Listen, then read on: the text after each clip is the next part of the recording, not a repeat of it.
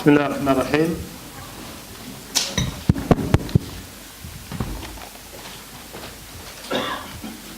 بسم الله الرحمن الرحيم، والصلاة والسلام على أشرف المرسلين. في إطار منتدى الذاكرة الذي تنظمه وزارة المجاهد وجمعية مشعل الشهيد أحياء الذكرى 57 لما جزر 17 أكتوبر 1961. طبعا نتشرف أولا باستضافة الأستاذة الباحثة الأستاذة فاطمة الزهراء بن برهان. شكرا، بارك الله لتقديم مداخلة حول دعم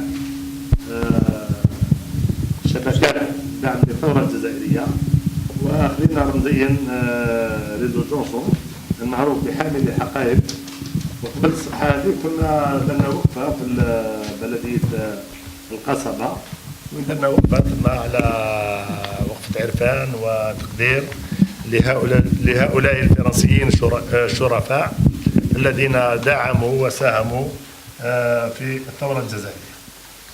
طبعا كما جرت العادة بداية ننصت وإياكم إلى فاتحة الكتاب ترحما على أرواح شهدائنا الأبرار، طبعا شهداء 17 أكتوبر بالمهجر.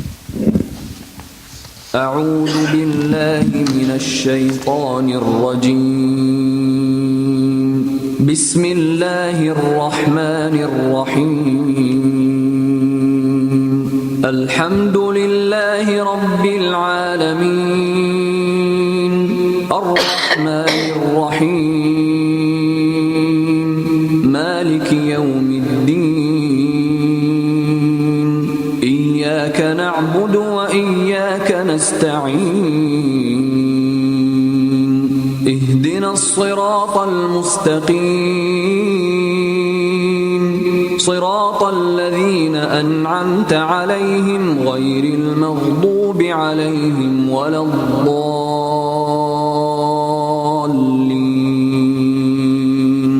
آمين. صدق الله العظيم. والآن نستمع للنشيد الوطني.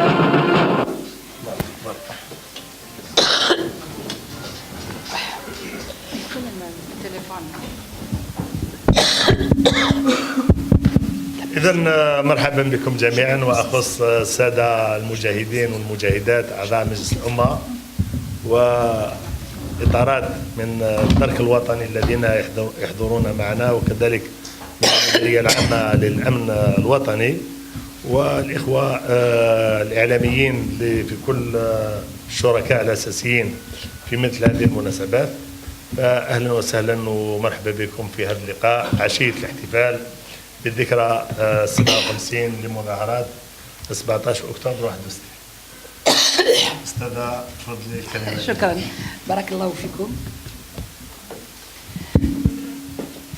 سي محمد طلب مني باش نتكلم على لو ريزو جونسون. بلا ربما لأول مرة الحين نتكلموا على هذه الشبكة. لي بورتور دو فاليز حسب الأستاذ شاربي جاك شاربي عطى لهم تسمية أخرى وهي les porteurs d'espoir, parce qu'effectivement ils ont été un espoir dans la vie du FLN en France.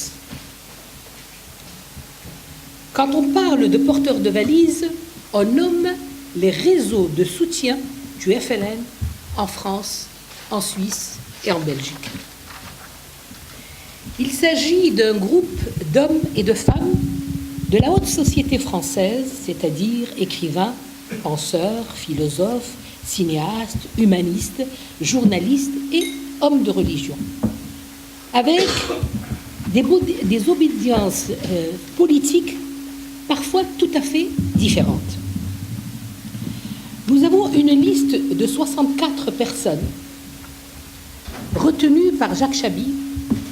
Je voudrais vous les citer pour l'histoire, pour la mémoire, parce que c'est la première fois que leurs noms vont être évoqués en Algérie.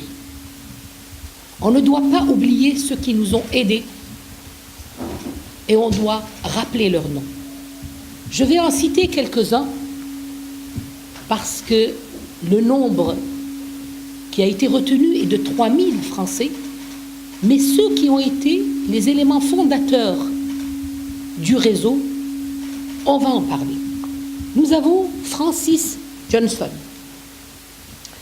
Jean-Paul Tirard, Paul Bollot, Roger Rey, Claude Vinci, Jean Tabet, Anne Beaumanoir ou alors Annette Roger, Colette Franz, Robert Bonneau, Monique Cahen, Jean-Marie Boglia, Anne Presse, Denise Berger, Jacques Audouard, Adolfo Kaminski, Dirard Fauzi Rosano, Jean-Jacques Brochet, Marie-Rose et Roger et Georges Paillard.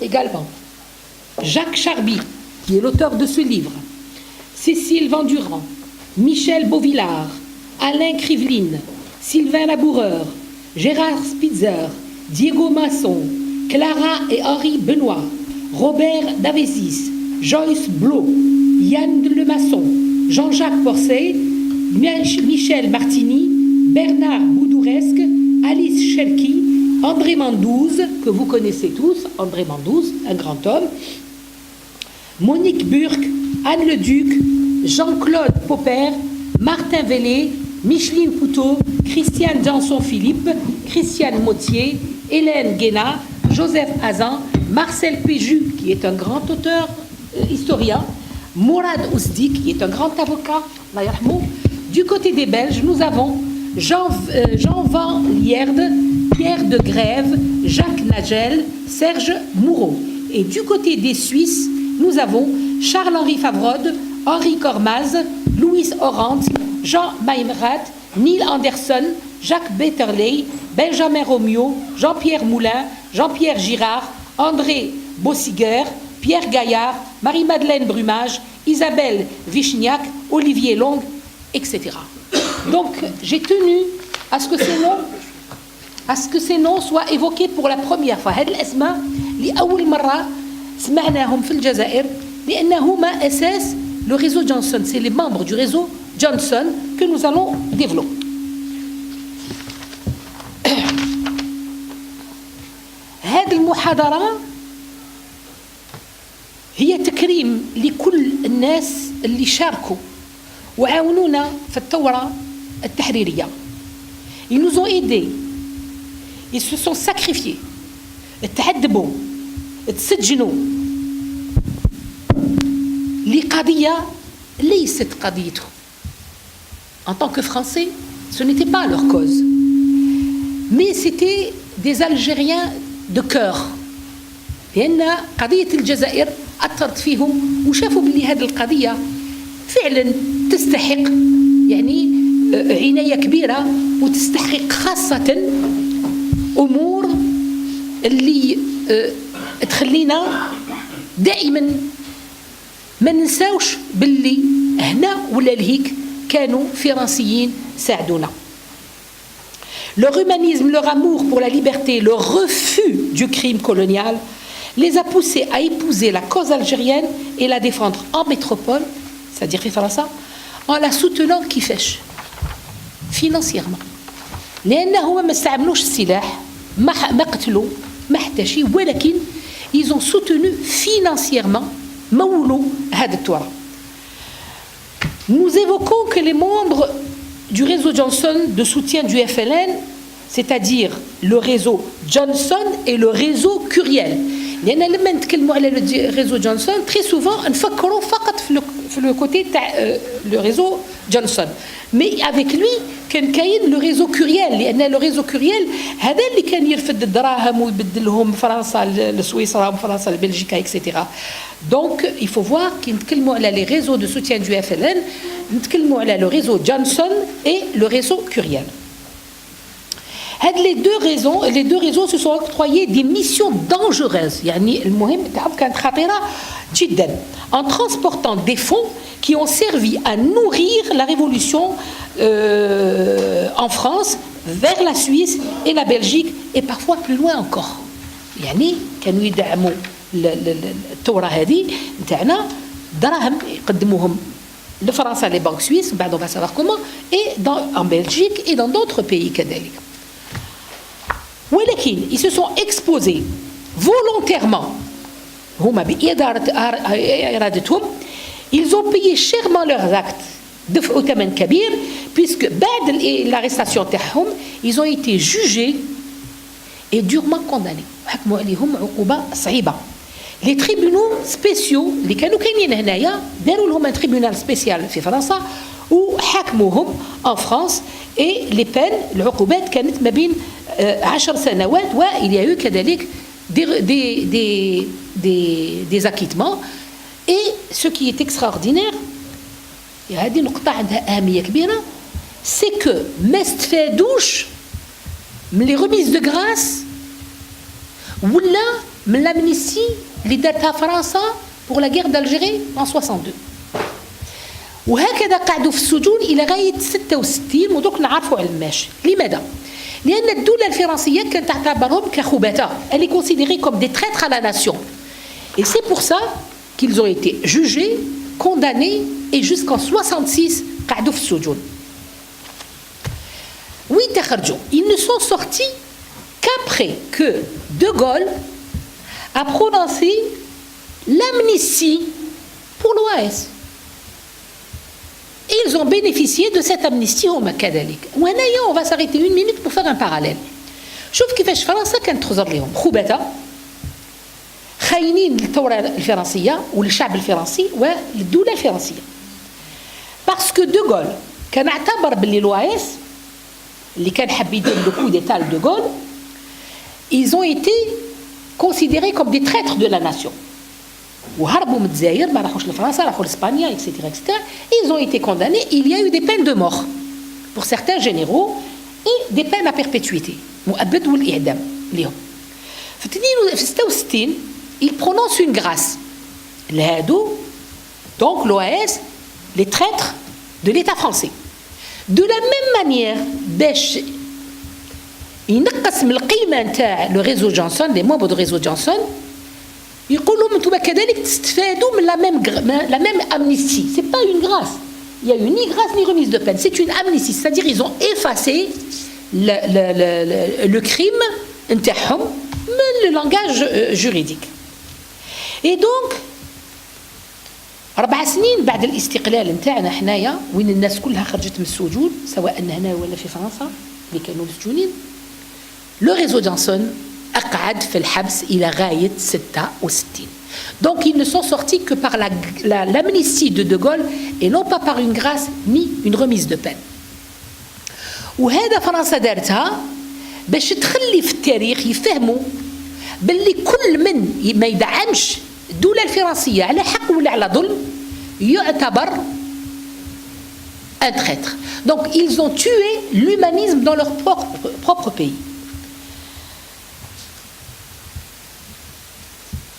Alors, l'analyse que nous en faisons, c'est que De Gaulle a continué à leur donner le même statut comme à ceux qui ont porté atteinte à son pouvoir en tant que président.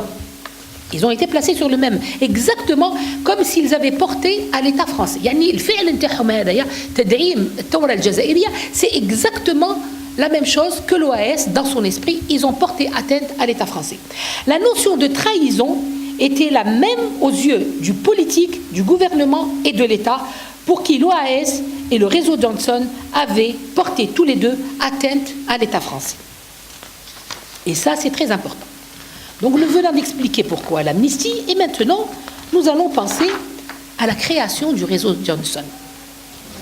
C'est quoi ce réseau Johnson et comment il a été créé? Francis Johnson est un journaliste et un philosophe. Il est né en 1922. En 1955, il prend conscience que la situation en Algérie est grave, qu'un peuple entier, représenté par le FLN, demande son ascension à l'indépendance. 55 يفهم باللي القضية خطيرة وهناك الشعب كامل ممثل من الFLN يطلب الحرية ديالو. Nous avons dit qu'il est philosophe, donc il a des principes qu'il respecte en tant que philosophe. Il écrit alors avec son épouse Colette Johnson un plaidoyer pour l'Algérie indépendante. من 55 il commence بدأ يكتب مرافعات من أجل حرية الجزائر dans différents livres et différents articles. أي نشوفوا تقريبا كيفاش بدأت الكتابات نتاعو. Donc c'était la première écriture, c'était في 1950. تعرفوا كلكم la collection Esprit. C'est une revue qui s'appelle Esprit. Donc il a écrit un premier article qui s'appelle Cette Algérie conquise et pacifiée. هذا أول مقال اللي كتبه. في سنة 1951 يخرج مقال آخر سماه Le Tournant Algérien. وفي 1955 في la collection Seuil يكتب كتاب مع الزوجة نتاعو سماه L'Algérie hors la loi. وفي سنة 1960 يكتب في la collection Minuit Paris Notre guerre. Le titre هذا il est comme on dit un titre évocateur. 1960 مناضل فرنسي يدعم الثورة الجزائرية ويكتب كتاب يسميه Notre guerre. معناتها la cause du réseau Johnson et la cause du FLN sont uniques et sont la même guerre, le même combat. هنا il se démarque. هنا il se démarque par rapport à l'esprit de la France coloniale et du gouvernement colonial qui était le gouvernement français. L'homme était imprégné des idées d'indépendance. الفكر نتاعو كله مبني على الاستقلال. Puisque déjà en 1948-49 il avait rencontré des nationalistes algériens كان تلاقى déjà في 48-49 يعني فكرة هذا الاستقلال وهذا الدعم وهذا الحرب الفكري ما جاتش غير هكذاك. 49-48 il avait rencontré des nationalistes algériens منهم فرحة عباس, Ahmed Boumendjel, Ahmed Francis et bien d'autres. هذوما c'était la tendance MTLD. Il s'est rendu compte que UDMA et MTLD, plutôt tendance UDMA, il s'est rendu compte من بعد après avoir vu avec le MTLD, il s'est mis dans la tête قال باللي اليوم غدوة le MTLD et l'UDMA ils vont fusionner parce que عندهم كلهم الأفكار نفس الأفكار ولكن اتجاهات مختلفة. Et c'est comme ça que le FLN, le Front de Libération Nationale, c'est un front qui a ramassé toutes les tendances. Donc, et il le dit dans son article Esprit de 1950. يكتب نقرأ لكم واش كتب. Ces deux tendances finiront par devenir complémentaires. شوف le mot qu'il a utilisé. Ces deux tendances عندهم le même objectif ولكن اتجاه يعني في الأفكار وفي تركيب الأفكار etc. un peu différent, mais un jour ou l'autre ils seront complémentaires, ils vont se compléter et ils se sont tous complétés effectivement au sein du FLN. En 1955 يتلاقى بصالح الوانشي. Là صالح الوانشي lui demande de faire le taxi mais pas de construire un réseau. الوانشي كيتلاقى به قال له عندنا مشاكل حبينا لو كان vous allez faire le taxi. Ça veut dire quoi faire le taxi? Faire le taxi ça veut dire ترفد من المكان الفلاني للمكان. Le taxi vraiment c'est pour les révolutionnaires algériens يخافوا يروحوا في الطاكسي في البوس في الطيارة في هذه. Donc il fait le taxi. Le taxi ça se dilue plus facilement dans la société. Il a accepté. ولكن شوفوا كيفاش ناضت الفكرة كيفاش elle a pris comment le feu est entré dans le cœur de Johnson. ولكن لما كان يرفد الناس في السياره نتاعو ويوصلهم من مكان المكان نتاع لي جون دو اف ال ان كان كذلك يسمع. il écoutait leur discussion. يسمع ويشوف واش راهم معولين. وهنا il a fini par identifier leurs besoins. شاف ما هما المطالب نتاعهم، الشيء اللي محتاجينه هاد لو اف ال ان en France. Et il a fait un inventaire فيه 5 points. أولا كانوا يحتاجوا الدراهم، يحتاجوا الأماكن باش pour l'hébergement، يحتاجوا أماكن للاجتماعات، يحتاجوا شكون اللي يحمل لهم الدراهم من مكان إلى مكان le transfert de fonds، ويحتاجوا les faux papiers. هادو هما les 5 revendications ou les demandes les préoccupations اللي كان le FLN مشغول بهم في التراب الفرنسي، ويحوسوا كيفاش يعني يقدروا ils réalisent les 5 projets. Donc tout cela va conforter Johnson dans sa conviction que la lutte des Algériens était juste, mais n'était pas seulement juste, mais elle était nécessaire selon ses propres mots. C'est lui qui dit: je me suis rendu compte que je me suis fait la conviction que la lutte des Algériens était juste, mais nécessaire en plus. Alors,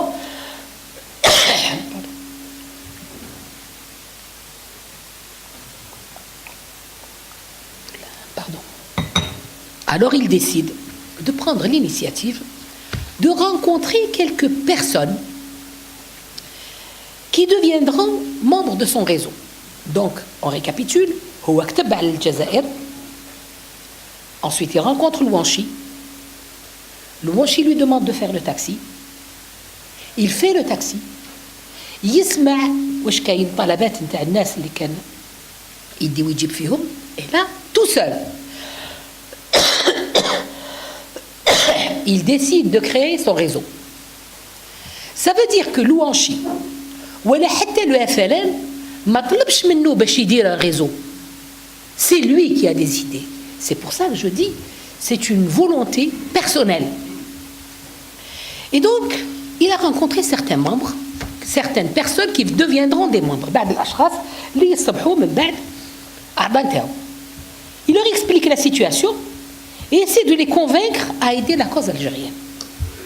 قال شوف هنا الوضعيه نتاع الجزائريين، انا نقترح عليكم نقول لكم واش كاين في هاد لا كوز الجيريان ونقترح عليكم باش نساعدوهم.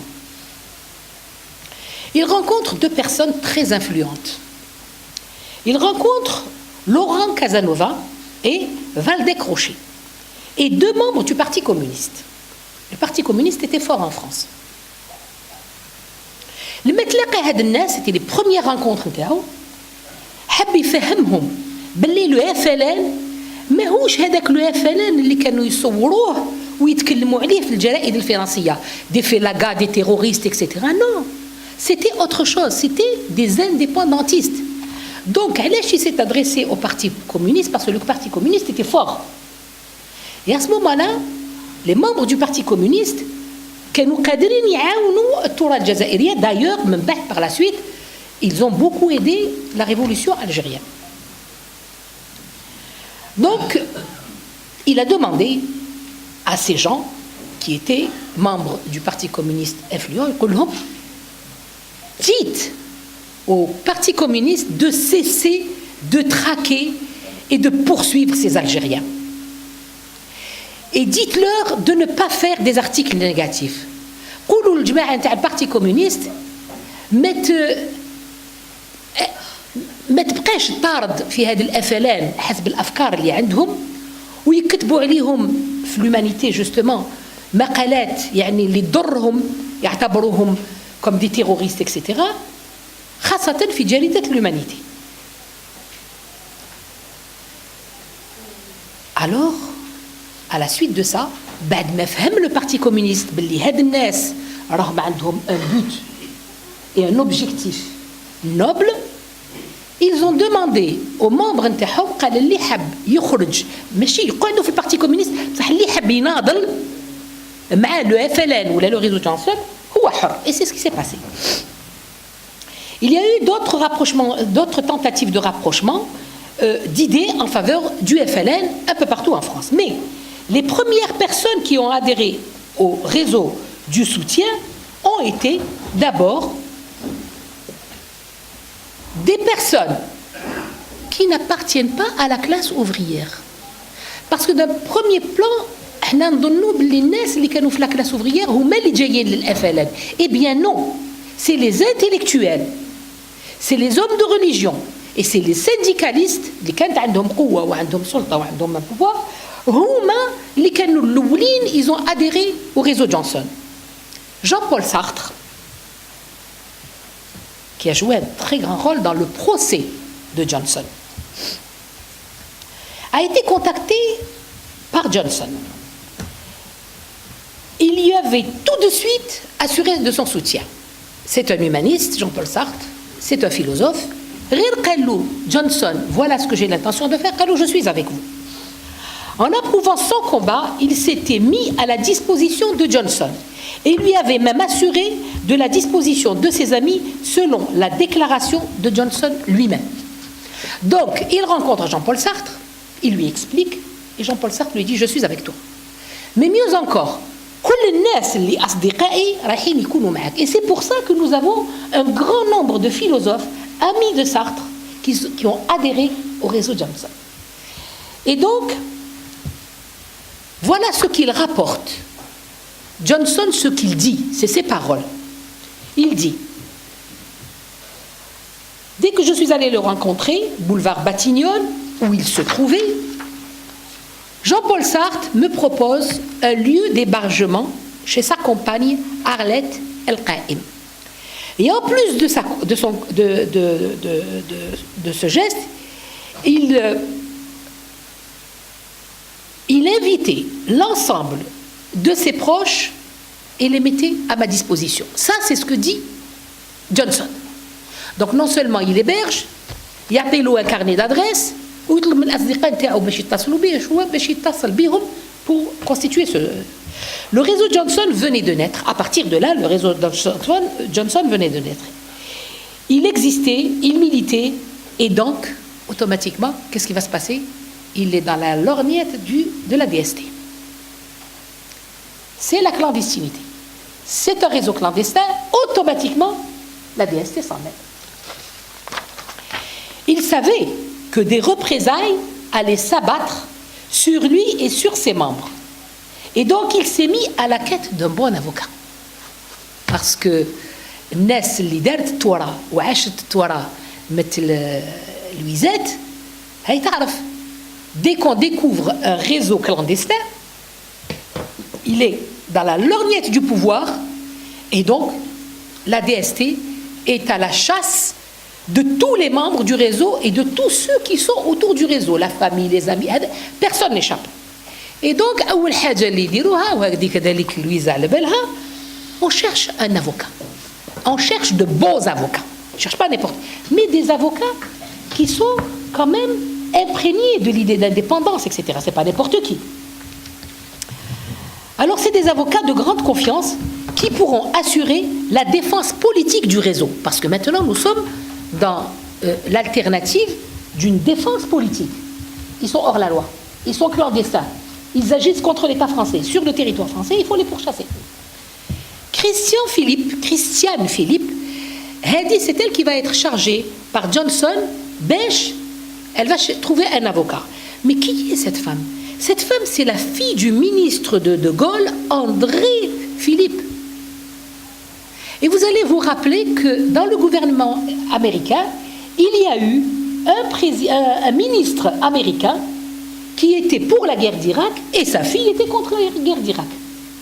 Donc là aussi, nous avons un ministre français qui est contre les faits de la guerre, contre cette soi-disant pour révolution, mais sa fille et fait partie du réseau Johnson. Et donc c'est elle qui va aller se rapprocher de qui? À votre avis, qui a été l'avocat? Est-ce que quelqu'un le sait? Hein? Attendez, avant Vergès est arrivé juste après. C'était Roland Dumas. C'était Roland Dumas. c'est lui. C'était Roland Dumas. C'est vrai que pendant la plaidoirie, Roland Dumas n'était pas le seul. Il y avait Vergès, il y avait des avocats algériens, il y avait toute une panoplie d'avocats. Mais le premier à avoir dit oui, avoir été touché par le réseau français, c'était Roland Dumas. On va faire tout à l'heure la différence entre Vergès, etc., qui défendait les Algériens, et lui qui défendait les Français du réseau Johnson. C'est là la différence qui existe.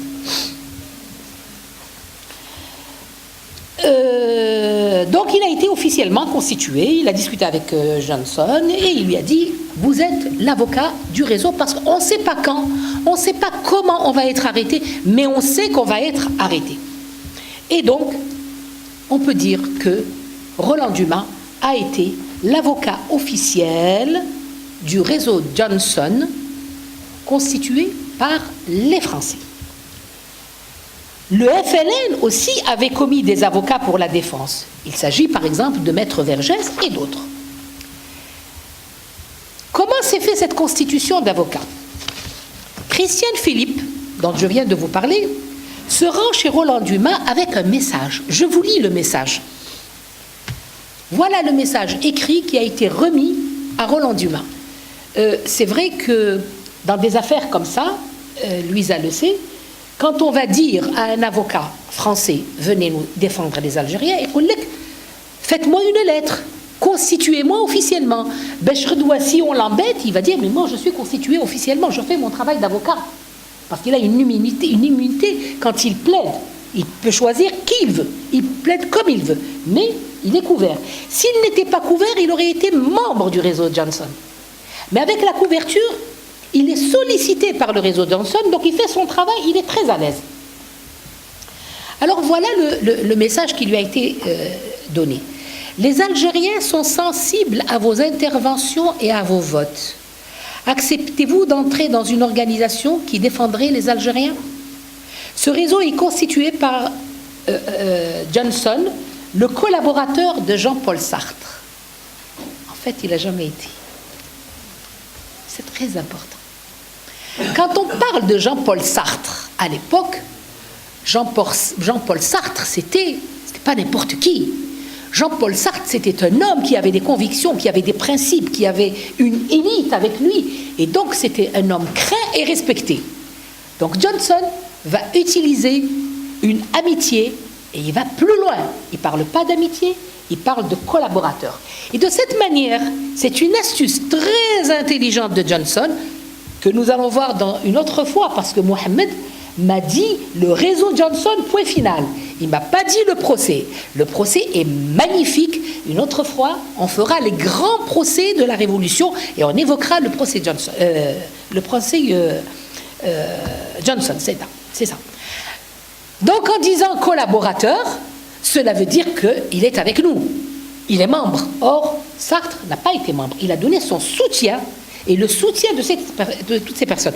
C'est pour ça que je ne sais pas si je l'ai dit au début, on parle de 3000 membres. On ne les connaît pas tous. Mais ceux-là sont les personnes influentes. C'est-à-dire que Johnson n'est pas allé voir un petit éboueur ou un petit peintre ou quelqu'un qui n'a pas de voix. Il est allé vers des gens qui ont des voix qui portent. Et Jean-Paul Sartre a une voix qui est très écoutée dans le gouvernement français et très écoutée sur le plan international. Donc en écrivant, le réseau est constitué par Francis Johnson, le collaborateur de Jean-Paul Sartre. Johnson est très intelligent, il a impliqué Jean-Paul Sartre sans le lui dire. On continue. Il est déterminé à aller jusqu'au bout, mais il y aura des arrestations. Il faudra donc un avocat pour les défendre.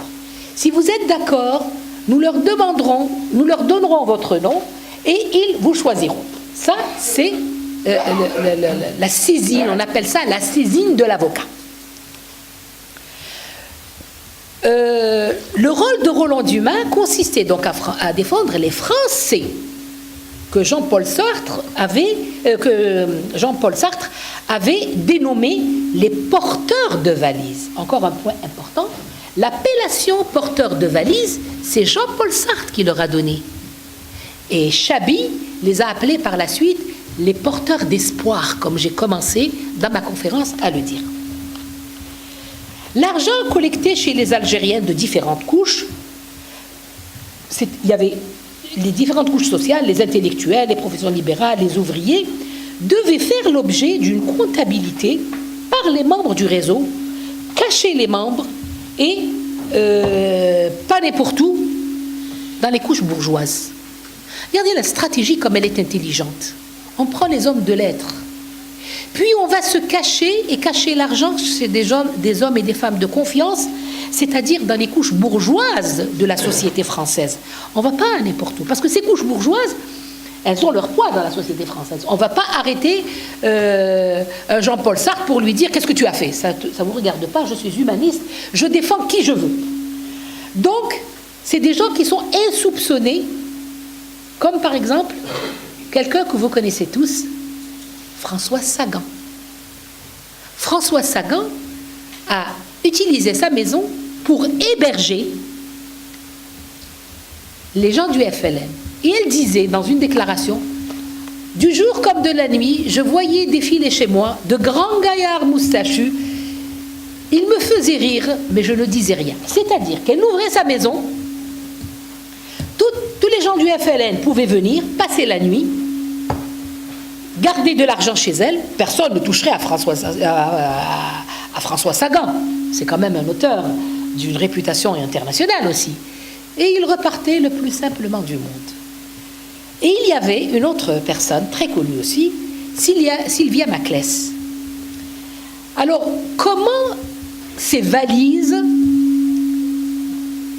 étaient présentées? Eh bien, les valises étaient toutes emballées sous des logos de maisons de luxe et transportées dans des voitures très luxueuses, parfois même des limousines.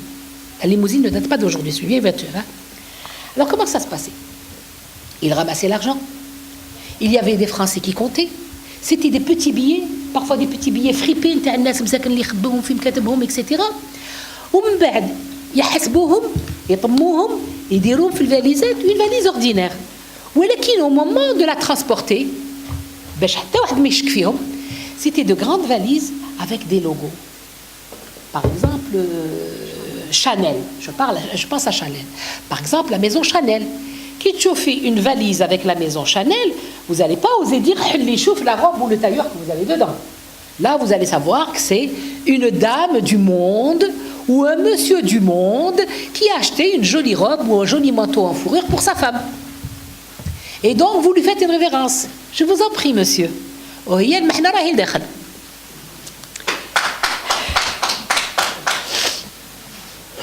Également, elle était transportée par des femmes d'une très grande élégance, d'une très grande classe, dans de très belles voitures. Qui oserait dire, Mran, une valise au nom de Dior ou de Chanel, qui se promène dans une limousine entre Paris et Genève, je connais ça.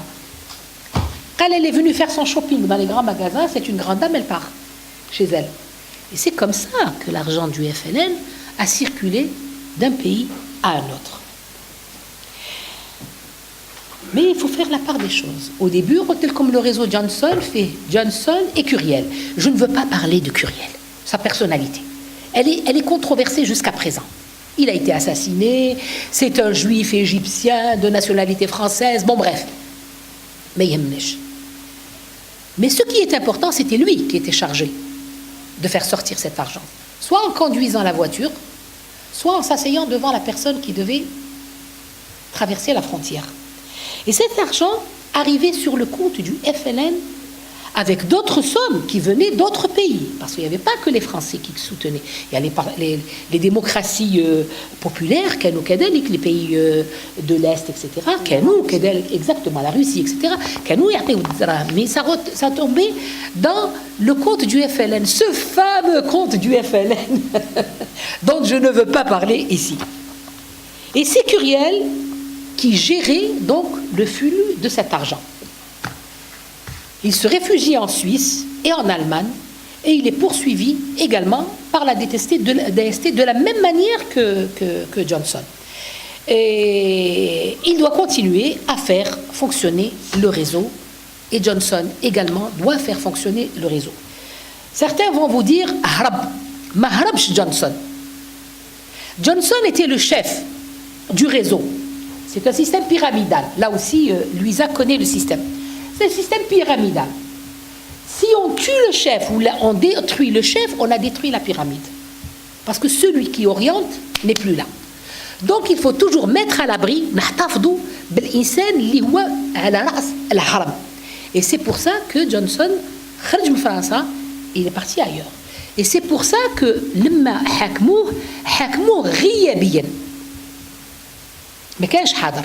le jugement qui a été rendu contre Johnson est un jugement rendu par contumace ou par défaut, comme vous voulez.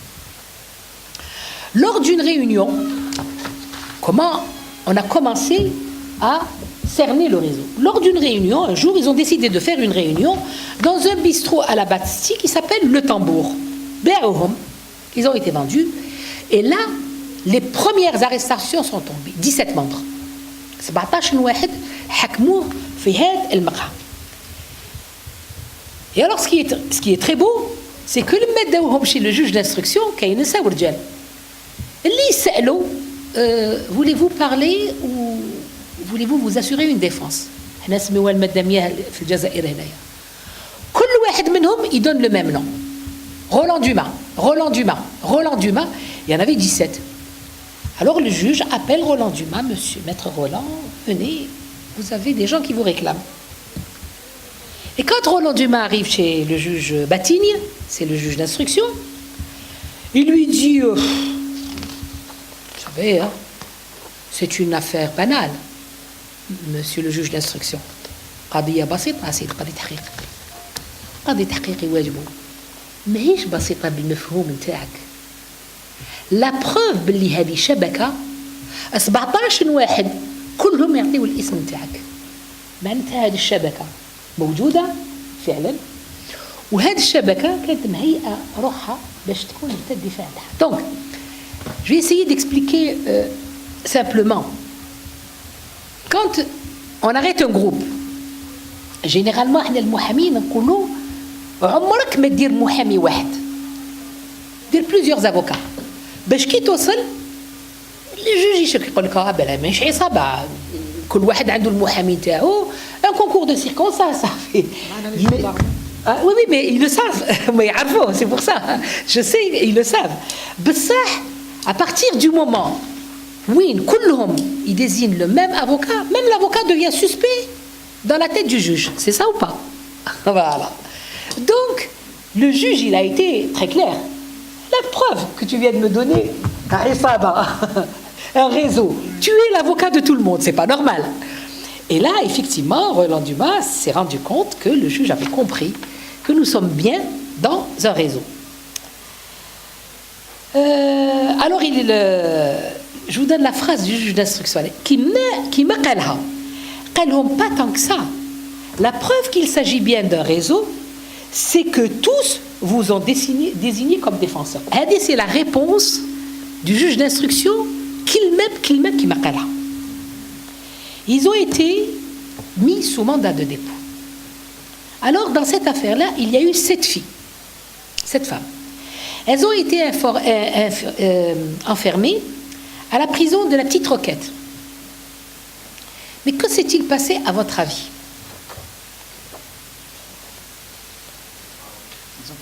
Exactement. Elles se sont toutes sauvées. Elles se sont toutes échappées de la prison. Je reprends. Toi, tu connais bien ça aussi. Les filles du réseau Johnson avaient été mises par le juge d'instruction Batigne en prison pour mandat de dépôt. Tu as connu ça. Ils les ont mis à la petite Roquette qui est à côté de... Elle existait avant à côté du cimetière du Père Lachaise. Je ne sais pas si elle existe encore jusqu'à présent, ou alors s'ils ont fendu les deux en la Grande Roquette. Et alors, ils les ont placées là-bas, se disant, ça y est, elles sont en prison. Quelques jours après, elles s'échappent. Tu l'as fait toi-même en Corse. N'est-ce pas, Louisa? Tu l'as fait, tu t'es sauvée de la prison de Corse. D'accord? Très bien. Ah non, non, non, non, non, ça c'est que des Françaises. Les 7 Françaises, il n'y avait pas, ça c'est le réseau de Johnson français.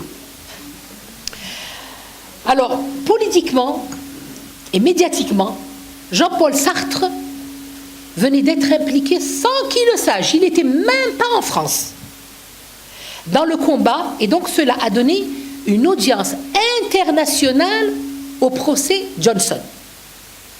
Jean-Paul Sartre n'était pas en France. Que fait Johnson? Il est d'une intelligence extraordinaire. Il écrit une lettre au président de la République et qu'il fait un peu diffuser par les journalistes et par la presse. نشكر الصحفيين لأن لعبوا دور كبير في هذه القضية والرسالة هذه خرجت في كل الجرائد. Mais Jean-Paul Sartre ما كانش في فرنسا. Et c'est Johnson اللي كتب الرسالة يقول باللي أنا Jean-Paul Sartre وندعم هذا الفعل وراني معاهم. Et elle a joué un rôle extrême. Il a écrit à la main, oui. Et elle a joué un rôle extrêmement important. Parce que si Jean-Paul Sartre maintient et soutient ce réseau et soutient l'anti-procès, c'est très, très, très important. Et Johnson le dit plus tard. La lettre, elle existe. Mais je n'ai pas eu le temps de vous en faire des copies. Seulement, je vais faire une copie peut-être à mon ami, qu'elle puisse l'exploiter plus tard. Je ne sais pas. J'ai juste eu... J'ai fini, je sais. Voilà. Donc, l'affaire des porteurs de valises venait de prendre un tournant décisif dans la participation des Français dans la lutte du FLN.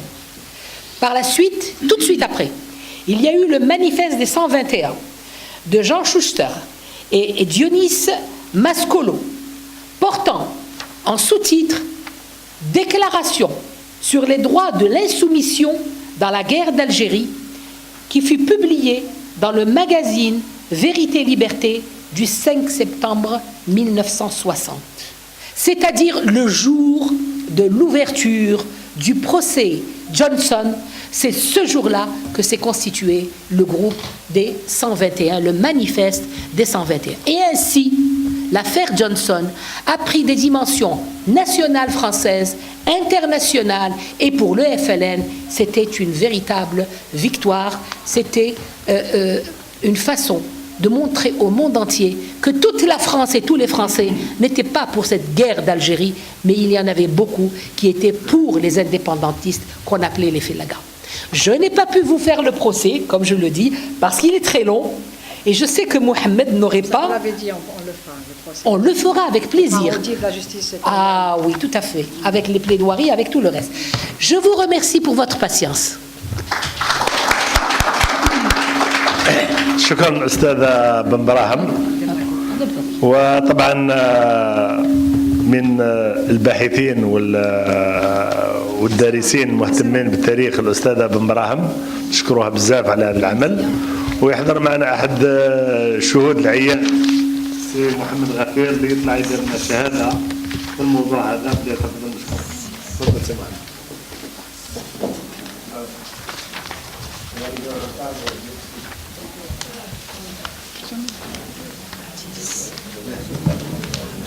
Bien. Comment vas-tu? Je suis très content. Ce que tu as dit, vraiment.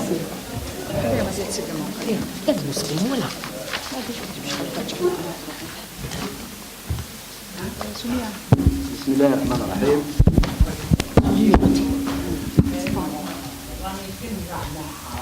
الصلاة والسلام على سيدنا محمد أشرف المرسلين.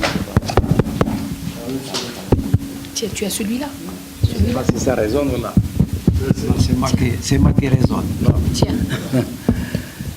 Ben, نشكر déjà c'est Mohamed de m'avoir appelé hier déjà et ce matin j'avais à faire, je m'excuse de parler en français parce que ce qu'elle a dit madame justement Fatma Zohra, vraiment je suis très touché parce qu'elle a fait une analyse vraiment très objective et en même temps sûre de ce qu'elle a dit sur le réseau Curiel, les réseaux Curiel et Johnson. Moi je vais enchaîner en tant qu'acteur et rescapé du 17 octobre 61. acteur et rescapé, je le précise bien. Bon, acteur parce que j'étais responsable au niveau de la Wilaya 1, Paris-Rive-Gauche, parce que Paris, elle a été justement structurée par le FLN en deux wilayas, la Rive-Gauche et la Rive-Droite. J'ai fait partie de la Wilaya 1, Rive-Gauche, membre du comité de Wilaya, chef de super-zone de la Wilaya 1, Paris-Rive-Gauche. J'avais à l'époque, ça veut dire en mois d'octobre et novembre, etc., sous ma responsabilité, mes rapports organiques qui sont scannés même dans les livres, et ils sont toujours présents, j'avais 15 260 militantes et militants sous ma responsabilité. 15 260, et je le précise bien, justement, le rapport organique de l'époque, ils sont présents, etc. Bon, en tant que responsable de la super-zone, Amala, comme on l'appelle. Ben, ce qu'elle a dit, justement, je ne veux pas, vraiment, je la remercie justement d'avoir donné, justement, ce tableau, justement, pour dire le réseau Johnson, le rôle du réseau Johnson. Eh ben, sans ce réseau Johnson, je le dirais carrément, on n'aurait pas réussi, nous, Fédération du FLN en France. Même l'appellation, parce qu'on a tendance à dire, maintenant, on ne peut pas corriger le langage parce que c'est dit déjà. On dit Fédération du FLN en France, ce n'est pas Fédération du FLN en France. Ça elle a un sens, justement. بالعربية نقولوا دائما جبهة تحرير الوطن اسمها فيدرالية جبهة تحرير الوطن في فرنسا وبالفرنساوية Fédération de France du FLN. Bon, c'est une appellation qui est dans un communiqué du CCE, du Congrès de la SOMAP, adressé justement à la Fédération du FLN en France, c'est bien indiqué Fédération du FLN en France. C'est Ben Qaoussi. Bon, maintenant le réseau Johnson, je vous dis, sans le réseau Johnson, eh ben, on n'aurait pas réussi notre activité. Comme avait dit Katib Yassine Rahimahullah, justement pour la manifestation d'octobre, il a appelé justement le poème Tao dans la gueule du loup. La gueule du loup de Katib Yassine. Pourquoi? Parce que nous étions à l'époque, justement 61, 300 000, 350 000 militantes et militants du FLN en France. Alors la gueule du loup, ça veut dire au milieu de 50 millions de Français, 350 000 au milieu de 550 millions de Français, يأكلونا ماشي بس أكلناهم quand même. Voilà, بالطريقة هذه. Eh bien, le réseau Johnson, moi je donne quelques précisions à madame, justement. Il y a eu 4000 justement, elle a parlé de 3000 tout à l'heure, mais les statistiques qui sont données par Stora, etc., il y a eu 4000 membres du réseau, des réseaux Johnson et Curiel. Alors dans les 4000, effectivement, il y en a qui ont travaillé dans l'anonymat, ils ne sont pas connus, effectivement. Il a cité le manifeste des 121, donc c'est des personnalités, leur nom il figure partout, ils sont connus, le manifeste des 121. En bas de l'histoire du droit de l'insoumission, c'est ce qu'il a dit finalement. Le droit de l'insoumission, c'est quoi? Vous l'avez justement, les enfants, quand on leur raconte ça, le droit de l'insoumission. Parce que les officiers, les militaires français, ça veut dire les enfants des Français de ce réseau et ceux qui sont humanitaires, alors ils disent à leurs enfants, même si on vous appelle à l'armée, l'insoumis, voilà, il est insoumis, marroche. ما نروحش للجزائر نروح ailleurs mais ما نروحش للجزائر voilà c'est ça le droit à l'insoumission هذه الأولى. Et en même temps le procès qui a eu lieu justement le 5 septembre 1960, ce qu'elle vient d'expliquer notre sœur, le 5 septembre 60, et ben le réseau Johnson, c'est connu, c'est pas n'importe quoi sur le plan international comme elle a dit, et ben elle a donné un bol d'oxygène à la révolution, justement notre révolution, justement, de manière générale, et au GPRA en particulier. Et ben donc ce procès qui a eu lieu à Paris, bien encore, à la caserne de Reuilly, c'est un procès de tribunal militaire déjà, ce n'est pas, il y a eu quand même, il y a eu une quinzaine de Français, il y a eu 6 Algériens, 6 cadres de la Fédération de France qui ont fait partie parce qu'ils étaient arrêtés en même temps, voilà. Et ben donc ce réseau-là, ça veut dire le procès a eu lieu, mais ça, au contraire, ça a fait un scandale, mais ça a fait une bombe à l'échelle internationale. C'est-à-dire, Eh bien, Debré, Jean-Paul Sartre, de la cité Jean-Paul Sartre, Eh bien, Jean-Paul Sartre ne se trouvait pas à Paris, il était au procès, il n'était pas au procès, justement. Ouais, il ne fait pas partie du réseau déjà, mais il est sympathisant. Comme elle a dit, c'est un philosophe comme Johnson, donc il est sympathisant. Quand il a appris le procès, il a écrit un message, il était arrêté en Amérique du Sud. Alors, quand il a appris le procès, il a envoyé un message, justement, un message de solidarité à ceux qui sont jugés, bien sûr, tout en leur disant: si Johnson m'avait demandé de porter les valises et d'héberger les militants du FLN recherchés, je l'aurais fait sans hésitation. Voilà, c'est ce qu'il avait déclaré. Quand il est rentré à Paris, Debré voulait l'arrêter. Michel Debré, Premier ministre, il voulait l'arrêter parce qu'il a fait une déclaration fracassante en Amérique du Sud. Alors donc c'est un fellaga plus que les fellagas. Et bien De Gaulle, quand il a appris la nouvelle, eh ben, il a appelé Michel Debré, ça, Stora, il l'a bien dit, avec des détails bien précis. Il a appelé Michel Debré, Gallo, ne fait pas cette bêtise d'arrêter Jean-Paul Sartre, parce que si on arrête Jean-Paul Sartre, comme dit, on a arrêté Voltaire. On ne peut pas arrêter Voltaire. Voilà. Donc, voilà, alors, donc c'est des points que je voudrais préciser justement au contenu qu'il a dit notre sœur. Alors, dans ce procès Johnson, parmi eux, j'ai eu la chance, je dirais la chance et l'honneur même, d'être en prison avec un militant du réseau Johnson. Nous étions dans la même cellule à la prison de Fresnes, la cellule 148. Ce qu'on voit, c'est l'abbé Bernard Boudouresque. C'est un abbé, avec sa soutane, avec sa robe. Hein. Alors, il a été arrêté, il fait partie du réseau Johnson, c'est un communiste. Ouais. Il a été arrêté, donc ils l'ont amené à Fresnes comme nous, c'est un militant du FLN. Eh bien, nous étions en prison, et je vous donne un peu l'image, justement, de ce monument-là. C'est l'abbé Bernard Boudouresque. Nous, on sortait, justement, tous les jours, 10 minutes, un quart d'heure de promenade dans une petite cour, 4-5 cellules, 10-15, dans une petite cour pour respirer un peu la promenade, on l'appelle quelle promenade. Eh bien, qu'est-ce qu'on fait on discute, d'accord, mais on fait un peu de sport. Le sport, on ne peut pas marcher beaucoup parce que la surface, on fait du saute-mouton. Du saute-mouton. Il y avait Béchir Moumazallah, il y avait Qbeili Moussa, il y avait, enfin, je cite, nous étions 1500 à la prison de Fresnes, justement. Alors, donc, le saute-mouton, eh bien, Bernard Boudouresque, avec sa robe, il ne peut pas sauter, effectivement. La robe, il ne peut pas sauter, effectivement. Qu'est-ce qu'il fait? Il nous sert de mouton. Regardez, moi, je sers de mouton, voilà.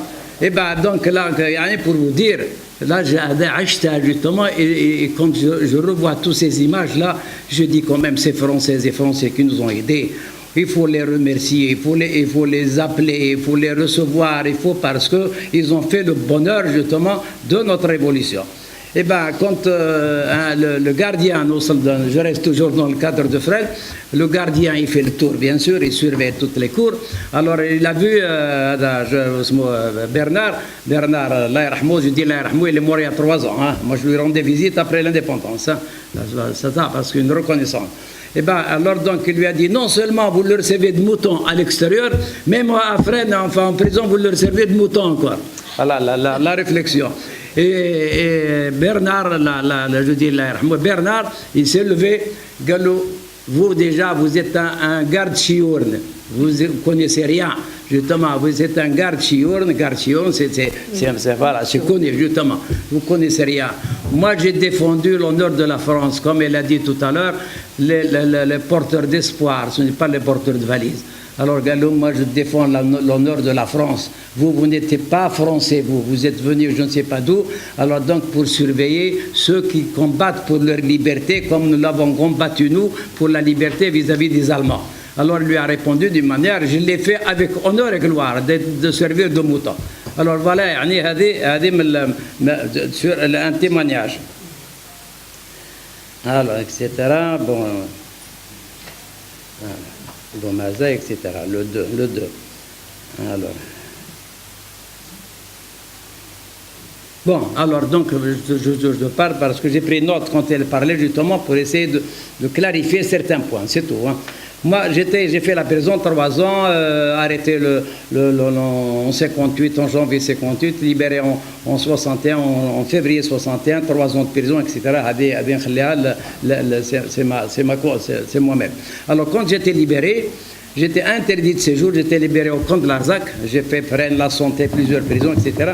Au camp de Larzac, on m'a justement, c'est la Croix-Rouge internationale qui a intervenu parce que j'ai suivi 5 interventions chirurgicales de l'Habs avec les grèves de la faim, etc., etc. Donc j'ai bénéficié d'une liberté, justement, une liberté médicale, on appelle ça. Et ben donc, mais interdit de séjour dans le département de la Seine. Tu peux aller partout, mais le département de la Seine m'attrache. Bon, allez, Inch'Allah. Donc moi, la première des choses, j'ai pris le train de Millau, ça m'a fait Larzac, bien sûr, directement à Paris. La loi est toujours la loi. Mais je vais à Paris, j'ai été directement au bureau de l'avocat Maître Siddiq, de Mourad. J'ai été directement chez lui pour lui dire, voilà, j'ai été libéré parce que, comme vous le savez, dans les camps, les avocats, ils n'ont pas de relation معنا. C'est dans les prisons seulement. Bon, رحت ليه كي دخلت ليه قال لي واش جابك قال لي هربت قلت له ما هربتش voilà j'ai fait mes 3 ans voilà on m'a donné une signification interdit de séjour ici je suis venu voir pour que tu me remets en contact هو il est en contact مع النظام باش يعقبوني لتونس ولا باش نخرج هكذا pour éviter قال لي non قال لي alors tu attends ici donné dans une famille justement il m'a accompagné dans sa voiture dans une famille au cœur de Paris. Une famille, monsieur et madame Vermeil, ils étaient des militants du réseau, justement. Ils n'ont pas d'enfants. Et ben, le mari il est directeur d'une banque, la banque de l'Union parisienne, où il est directrice d'un lycée, justement. Alors, donc, ils étaient hébergés chez eux, en tant que recherchés. Voilà, ça, c'est un point que je donne à titre personnel. Alors, Gali, Rihana, ne bouge pas, ne sort pas. Bien sûr, je ne sors pas. J'ai habité 3 ans de prison, je mange, etc., la radio et tout ça, je suis vraiment heureux. Et bien, une semaine après, Jani Wahad Moussoul, Mohamed Sadiq, celui, il était coordinateur des 2 wilayas de Paris, la rive gauche et la rive droite. Alors, il est venu me voir, puisque Sadiq, il a donné le contact. Alors, Kija, alors voilà, je suis venu dans le cadre de l'organisation, le comité fédéral, je les ai informés, voilà, ils m'ont dit, il faut le garder à Paris, il ne faut pas qu'il soit à l'extérieur, il faut lui donner la responsabilité, il m'a fait Paris. قال لي tu restes à Paris, النظام قال je n'ai rien à dire. Alors donc ils m'ont fait des faux papiers comme étudiant, etc., etc. On m'a donné une zone, responsable de zone dans la rive gauche, la wilaya 1. قال لي tu as été arrêté au nord, maintenant on te donne à gauche. Donc voilà, j'ai assumé depuis cette date-là, depuis mars 61 jusqu'à la fin. Voilà, le séjour, j'ai passé justement voilà, qui sont réseau du journal. Alors, séjour, il faut papier, etc. Bon, même les papiers tunisiens, etc. Bon, معليش. Alors, voilà. Bon, maintenant, on arrive à l'anniversaire d'aujourd'hui, bien sûr. Alors l'anniversaire d'aujourd'hui, c'était le 57e anniversaire du 17 octobre 61, puisque j'ai participé à l'organisation de cette manifestation. C'était une marche pacifique d'ailleurs, parce qu'on lui donne ma manifestation, c'était une marche pacifique. Je ne veux pas rentrer dans des détails, mais elle a été quand même décidée par la fédération en coordination avec le GPRA, ça n'a pas été décidé وحدهم. Et bien donc nous, s'il faut, c'est Mohamed, je donne quelques... Non.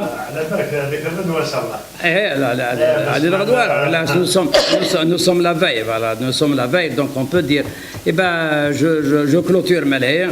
Je clôture, puisque le 17 octobre 61 était quand même la dernière bataille, il faut le dire, je le dis, et c'est l'histoire qui le dit, ce n'est pas moi. D'ailleurs, les Français, ils ont écrit 30 livres sur le 17 octobre. Ils les ont appelés la bataille de Paris. Bon, c'est Jean-Luc Hinaudi qui m'a préfacé mon livre. Oui. C'est lui qui a écrit, 4 livres sur le 17 octobre. Le premier, la bataille en 91, la bataille de Paris du FLN. Le deuxième, justement, il a écrit 3 livres. Stora, il a écrit. Il y a eu 30 livres écrits sur la. Alors donc, il y a eu un parachutiste français il y a eu des regrets. Il a écrit un livre, justement, en 2000. En 2000, j'ai le livre. Et ben, un parachutiste, hein, donc ce n'est pas n'importe lequel. Il a eu des remords, justement, de ce qu'il a fait, de ce que la France a fait en Algérie, finalement. Comment il a appelé son livre? 7 ans de guerre en France contre le FLN frappé aux métropoles. Voilà. Il a dit, il a dit, quand De Gaulle a pris le pouvoir, il a mobilisé 800 000 hommes. Il l'a dit dans celui qu'il a dit dans son livre. De Gaulle, quand il a pris le pouvoir en 58, il a mobilisé 800 000 hommes pour écraser la révolution algérienne. Mais avec ça, il n'a rien fait finalement. Alors elle a dit justement, mais le FLN, quand il a transporté la guerre sur le sol français, et c'est de là qu'il la gagnera. C'est ce qu'il a dit dans le c'est de là qu'il la gagnera.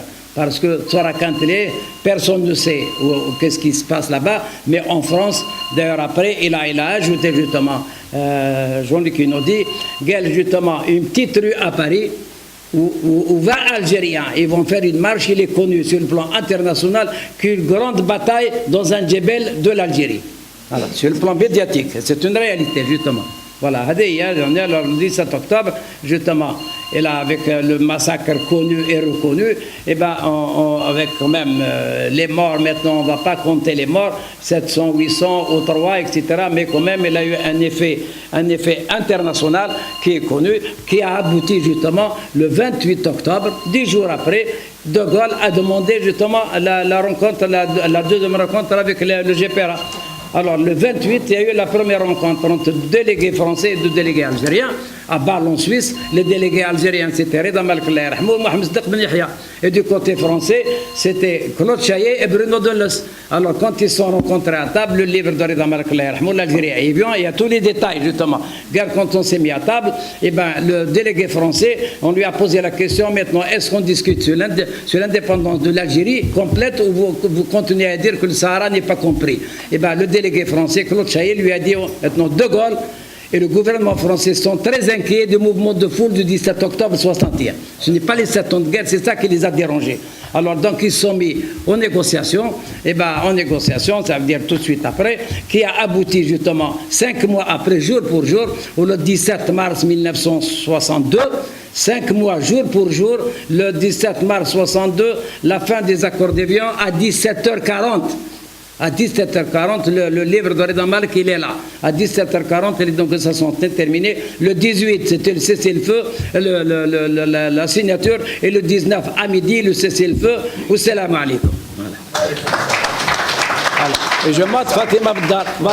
Voilà, Ramz min Romoz, le اللي ماتت, la jeune victime, 10 lycéenne de 15 ans, jetée à la Seine. Voilà, salam alaikum.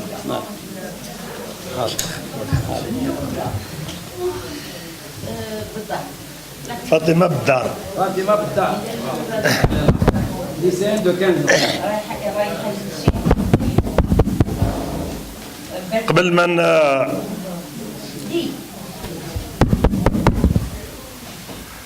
قبل ما نختموا هذا اللقاء تاع 17 اكتوبر ان شاء الله،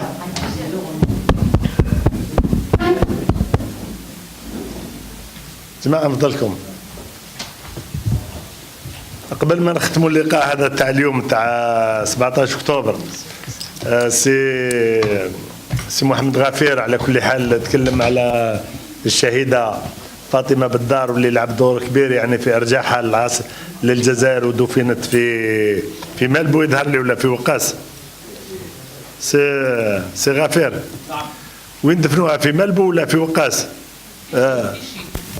الاخرى وين دفنوها، في ملبو ولا في وقاص؟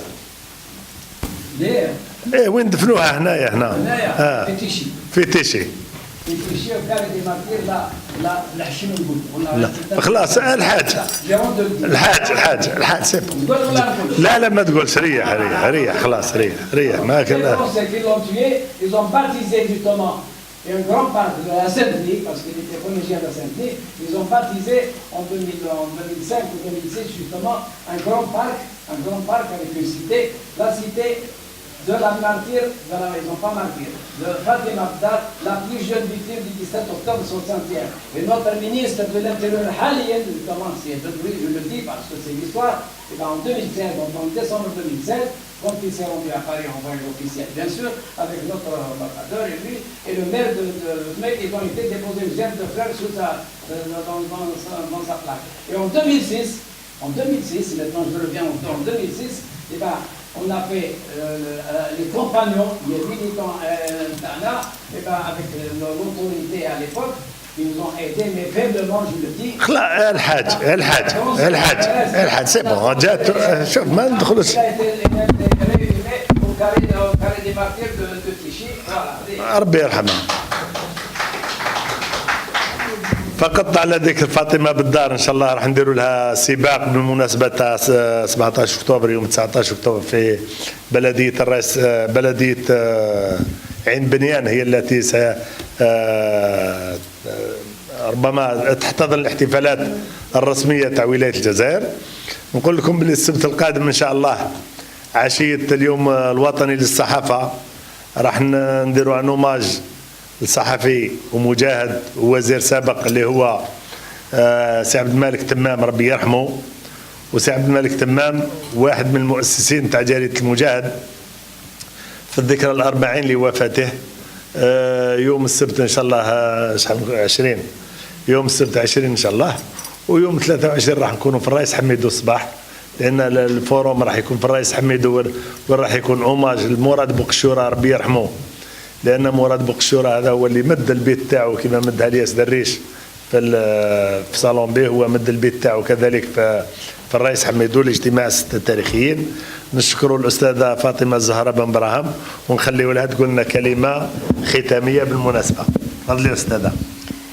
أنا الشيء اللي حبيت نقوله إذا يموت الرجال التاريخ لا يموت. وعلى هذا لازمنا دائما نبحثوا ونحوسوا لأن عندنا مسؤولية كبيرة. لازم نخلو ان هيريتاج هيستوريك لولادنا. انسان اللي ما يعرفش تاريخه ما يقدرش يعرف يبو با سو بروجيتي دان لافونير ما يقدرش يبني المستقبل ديالو. بالماضي نبنيو المستقبل. شكرا. بارك الله فيكم يعطيكم الصحة.